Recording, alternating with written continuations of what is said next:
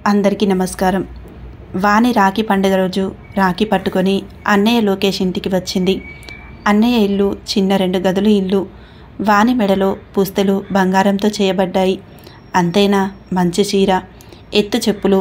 ఒకటేమిటి, చెల్లెలు లోపలికి వెళ్ళగానే అన్నయ్య ఎదురు వచ్చాడు. చెల్లెలు ఎందుకు వచ్చిందో తెలియక బిక్క ముఖం వేశాడు లోకేష్. వదినమ్మ వంటింట్లోకి వెళ్ళి తాగటానికి ఏదో పానీయం కలిపి తెచ్చింది. వదిన తెచ్చిన పానీయాన్ని ఇష్టంగా తాగింది వాణి. తర్వాత తన చేతిలో ఉన్న రాఖీని చూపించింది అన్నకు. పాపం బరువు బాధ్యతలతో తడిసి ముద్దవుతున్న లోకేష్కి ఈరోజు రాఖీ పండుగనే తెలియదు. రాఖీ చేతిలోకి తీసుకొని అన్న చెయ్యి అందుకొని కట్టి ఆశీర్వదించమని కాళ్ళపై పడగా లోకేష్ మాత్రం భార్యను చేతిలో డబ్బులు లేవు, లోపలికి వెళ్ళి డబ్బులు తీసుకురా, చెల్లికి ఇవ్వాలి అన్నట్లు సైగ చేశాడు. ఆవిడ లోపలికి వెళ్ళిందే తప్ప డబ్బులు తీసుకురాలేదు. ఎందుకంటే ఆ ఇంట్లో డబ్బులు లేవు కనుక. ఎప్పుడు తెచ్చిన డబ్బులు అప్పుడే ఖర్చు అయిపోతాయి కనుక. అయితే అన్న జేబులో నుండే 2000 రూపాయల కాగితం తీసుకొని వెళ్ళటం లోకేష్ భార్య చూసింది. నా చెల్లెలు ఎంత మంచిదో చూడవే, నా పరిస్థితి అర్థం చేసుకొని తానే ఆ నోటు నా జేబులో పెట్టి తానే తీసుకుంది, నేనే ఇచ్చినంత ఆనందంతో అంటూ కళ్ళ నీళ్లు పెట్టాడు. తర్వాత తన ప్యాంటు జేబులో ఉన్న నోకియా ఫోన్ రింగ్ అయింది. అన్నయ్య, నేను నీ ముద్దుల చెల్లెల్ని. నేను మీ ఇంటికి వచ్చి అక్కడ పొరపాటున ఒక బ్యాగ్ని మర్చిపోయాను. ముందుకు వెళ్ళాక తిరిగి వెనక్కి రాకూడదు కాబట్టి నేను మరలా వెనక్కి రావడం లేదు. ఇప్పటికే నేను చాలా దూరం వెళ్ళిపోయాను. నాకు ఆ బ్యాగ్ అవసరం లేదు. ఆ బ్యాగ్లో ఉన్న వస్తువులు కూడా అవసరం లేదు. మీ బావగారు వాటిని మరలా తెచ్చి పెట్టగలరు. వాటిని మీరు వినియోగించుకోండి. ఎట్టి పరిస్థితుల్లోనూ వాటిని నాకు పంపకండి. అలా చేస్తే మీ చెల్లి మీద ఒట్టు. బాయ్ అన్నయ్య. ఇది ఫోన్ సంభాషణ. అక్కడే ఉన్న బ్యాగ్ని చూశాడు. బ్యాగ్ అంటే తన పర్సు లాంటిది అనుకున్నా. ఇంత పెద్దగా ఉంది అని ఆశ్చర్యపోతూ తెరచి చూశాడు. అందులో ఒక లేఖ, నగలు, డబ్బులు కట్టలు చాలా ఉన్నాయి. హుటాహుటిన ఒక అబ్బాయిని పిలిచి ఆ లేఖని చదవమన్నాడు. ఎందుకంటే తనకు తన భార్యకు చదువు రాదు కాబట్టి. ప్రియమైన నా ప్రాణం, నా సర్వస్వం అయినటువంటి నా ముద్దుల అన్నయ్యకు నమస్కారం. అమ్మ నాన్నలు చిన్నప్పుడే మనల్ని వదిలి పరలోకం వెళ్ళిపోయినా అన్ని తోడు నీడై నీవే నడిపించావు.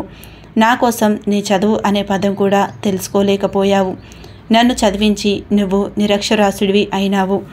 డబ్బు కోసం చూసుకోకుండా నేను ప్రేమించిన వాడితో ఘనంగా పెళ్లి చేసి నీ విలువైన జీవితం నా కోసం త్యాగం చేశావు. నీవు నాకు అన్నయ్యవే కాదు, దేవుడివి. అందుకే ఈరోజు నీకు నేను పంపిన ఈ డబ్బు కంటే నా సంతోషం కోసం ఆస్తులు, ఇల్లు తాకట్టు పెట్టి నా పెళ్లి జరిపించిన ఆ డబ్బుకే విలువ. అన్నయ్య, ఈ రాఖీ పండుగ నుండి నీ జీవితం వేరే లెవెల్లో ఉంటుంది. అన్నయ్య అన్నానంటే చాలు, నా కష్టం, నా బాధ మటుమాయం చేసేస్తావు. నీ బాధని నేను తెలుసుకోలేనా? ఈ డబ్బుతో మంచి ఇల్లు కట్టు. నీవు నా కోసం అమ్ముకున్న ఆస్తులు కొను. కష్టంలో తోడుగా ఉన్న వదినమ్మని బాగా చూసుకో. నీ వెనుక ఇప్పుడు నేనున్నానన్నయ్య. అంత మాత్రాన నీకంటే నేను ఎక్కువ కాదు. నీకోసం ఏమీ ఉంచుకోకుండా అన్నీ వదులుకున్న గొప్ప అన్నయ్యవి నువ్వు. ఒక గొప్పింటికి కోడెలనయ్యాక సహాయం చేశాను. చెల్లెల కోసం నువ్వు చేసిన త్యాగం కంటే నేను చేసింది గొప్పేం కాదన్నయ్య. ప్రేమతో నీ వాణి. ఇది లేఖ సారాంశం. లేఖలో ఒక్కో మాట లోకేష్ గుండెకు తాకాయి. కళ్ళలో ధారాళంగా కన్నీరు ఉట్టుతూ నేల జారుతుంది. చిన్ననాటి గతాన్ని కళ్ళ ముందుకు తెచ్చుకున్నాడు. వానికి ఒక అన్నయ్య ఉన్నాడు. అతడి పేరు లోకేష్. పాపం ఆ ఇద్దరు అన్నా చెల్లెలు బ్యాడ్ లక్ వలన చిన్నతనంలోనే తల్లిదండ్రులను పోగొట్టుకున్నారు. వారి భారం మనకెందుకు అని బంధువులు వెనకడుగు వేశారు. వాళ్ళకి వేరే దిక్కు లేకుండా పోయింది. కర్మకాండాలకు మాత్రం బంధువులు సహకరించారు. ఆ తర్వాత వాణి, లోకేష్లు అనాథలుగా మిగిలారు. చివరకు ఎవరో గుర్తు తెలియని వ్యక్తుల సమాచారంతో ఓ స్వచ్ఛంద సంస్థ వాణి, లోకేష్లను యోగక్షేమాలు చూసుకునేందుకు ముందుకు వచ్చింది. వాళ్ళు తమ ఇంటికి వచ్చి లోకేష్కి విషయం చెప్పారు. లోకేష్, వాణి ఎంతో ఆనందించారు. అయితే వారి ఒక్క మాటతో ఆ అన్నా చెల్లెలు ఆనందం ఆవిరి అయిపోయింది. అది ఏంటంటే ఆడపిల్లలను మగపిల్లలను వేర్వేరుగా ఉంచటం.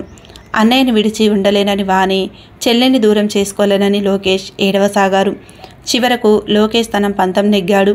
నా తండ్రికి ఉన్న ఎకరం పొలం ఉపయోగించుకొని ఎలాగైనా తానే చెల్లిని పోషించుకుంటానని సంస్థ సభ్యులను ఒప్పించాడు.